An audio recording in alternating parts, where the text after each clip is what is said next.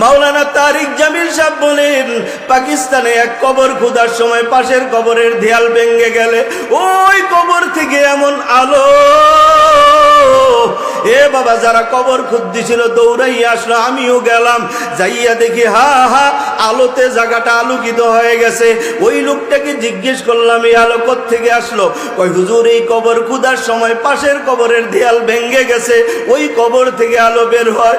হুজুর কান্দে আর বলে, বাবা তাড়াতাড়ি ওই ছিদ্রটা বন্ধ করিয়া দাও, এই আলো দুনিয়ার কোনো আলো না, এই আলো হইল আমার মাওলার জান্নাতের আলো।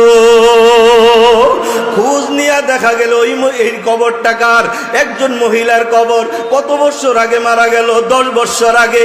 কি করতো?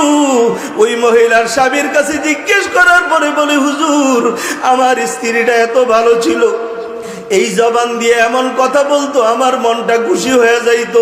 25 বছর সংসার করে কবরে চলে গেল। আল্লাহর কসম কোনদিন এই জবান দিয়ে আমারে কষ্ট দেয় নাই।